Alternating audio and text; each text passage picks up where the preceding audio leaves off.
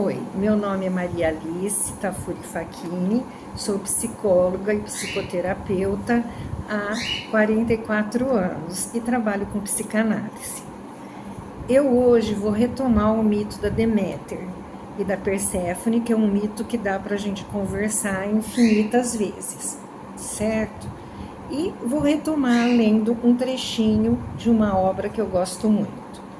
Então diz assim: de certa maneira, nenhuma mulher precisa mostrar o caminho a outra, todos o conhecem por instinto.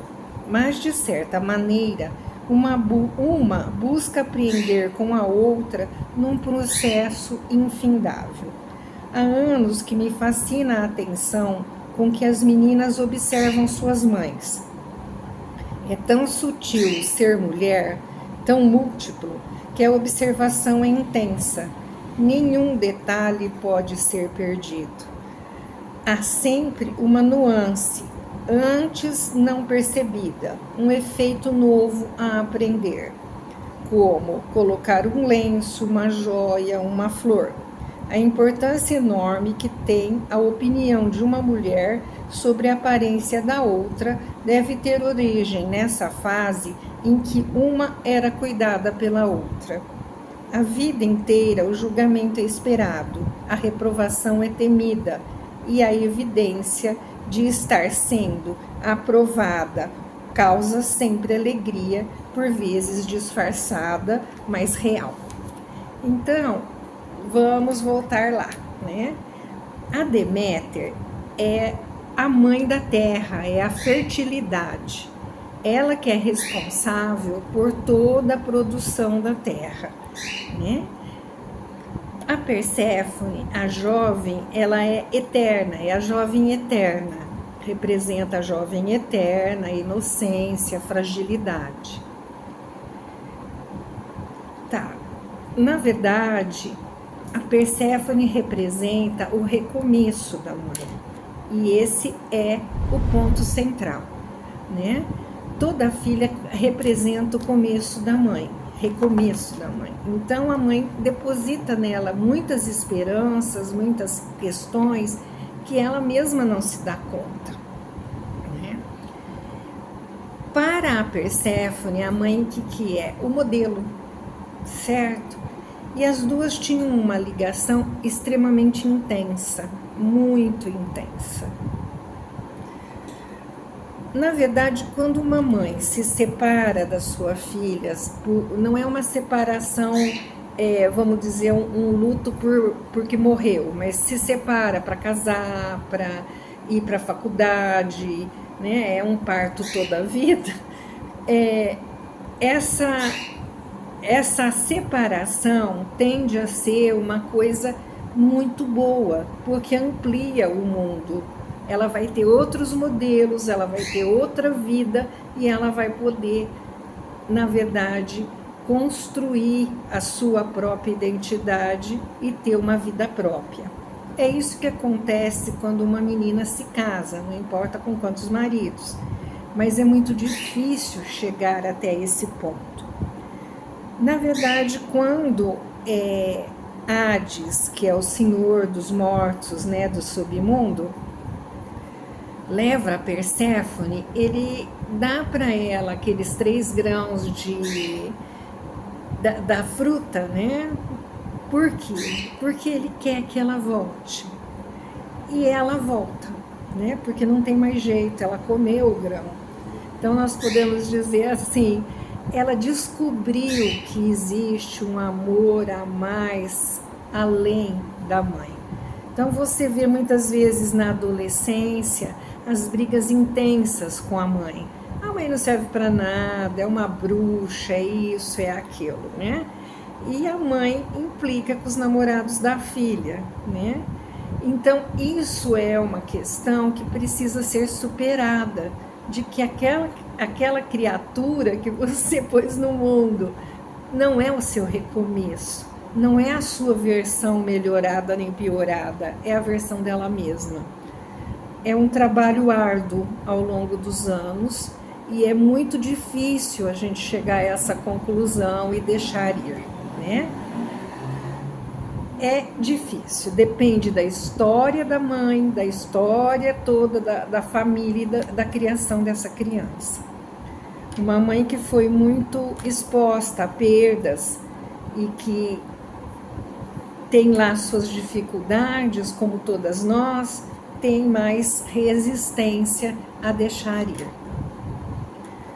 Por isso que é importante, numa fase da vida, né, a filha ir, que aí depois disso começa a se dar bem com a mãe, né? Depois que sai da casa, consegue se dar bem, consegue não ser o anti-herói, porque muitas vezes esse modelo é tão questionado para poder criar a sua própria individualidade, que ela acaba sendo o anti-herói, fazendo tudo que a mãe não faz. Como diz o outro, eu busco no mundo. E as duas saem no prejuízo. Quando a filha se dá conta que não precisa destruir o modelo da mãe, quanto mais forte a mãe é, maior é o ataque, quanto maior a intimidade, maior será esse ataque, vai criando, de alguma forma, uma relação de maior e melhor entrosamento entre as duas. E elas começam a se entender melhor, respeitando a individualidade de cada uma. Então a gente vê isso nos pequenos detalhes, né? A mãe não gosta da louça suja na pia, aí de repente a filha vem visitar e começa a lavar a louça. Isso é uma forma de respeito por essa mãe, uma forma de expressar que ela entendeu que a mãe não gosta. Para ela tudo bem, mas a mãe não gosta, certo? É um processo longo, por isso que nós vamos voltar muitas vezes a isso. Nesse mito acontece o seguinte, que quando Hades como fala, faz o rapto e leva a filha da Deméter, ele está propondo a Deméter e a Perséfone uma separação, né? E um respeito. Então todos os deuses vêm falar com a Deméter, olha, não está produzindo nada na terra, o que nós vamos fazer? Os humanos estão morrendo de fome. E ela diz, não, eu não vou arredar pé, eu vou ficar aqui, né? Eu não vou produzir nada enquanto minha filha não for devolvida. Aí Zeus manda um emissário para falar com ele, olha, pelo amor de Deus, devolve lá a menina, porque olha o que está acontecendo. E ele fala, tá bom, eu vou devolver. Só que antes dela sair do reino dos mortos, porque ela se torna a rainha dos mortos, ele dá para ela os 3 grãos de romã, lembrei o nome da fruta. E aí, com isso, quem come alguma coisa lá não sai, volta. Então ela voltou, certo? Então chegaram no acordo, depois de muito impasse, em que ela passaria, alguns dizem 2 meses, outros mitos dizem 1 mês com ele, e o resto com a mãe, que faria produtividade e tudo, em que ela chega e conta todos os detalhes para a mãe, de como era a vida lá, o que fazia e como era. É muito interessante mesmo. Mas assim, o que a gente sabe é que tem uma forma da menina ferir a mãe que é uma faca afiadíssima, e a mãe a menina. As duas são tão íntimas que tem esse lado negativo. Não há nada que uma mulher não possa dizer para a outra que não seja devastador e que fira profundamente, é uma ferida mortal. Ou faca afiada, né? Ou por atitudes, ou por fala, que acaba com a mãe. Esse é o poder da intimidade e o poder que se usa para se separar de alguém que se ama terrivelmente e que se não conseguiria ir embora se não fosse assim. Se você não destruísse tudo. O duro é não destruir tudo, poder voltar e poder rever isso, que dá para se separar, dá para ter uma relação muito boa com essa mãe, se você puder amá-la longe. respeitá-la longe e vice-versa. Normalmente isso acontece, é superado e a pessoa acaba encontrando o seu caminho. É mais ou menos isso por hoje, mas continuaremos porque eu gosto muito. Aliás, né, o que separa uma mãe de uma filha se não for a questão masculina? É a frustração. Essa criatura vai começando a ver que não há perfeição, nem na mãe, nem na filha. E aí a separação acontece. E aí você ouve a mãe falar, ah, fulano é assim, ah, a mãe é assim, e assim vai. A frustração é um grande divisor de águas e ela acontece independente de qualquer coisa.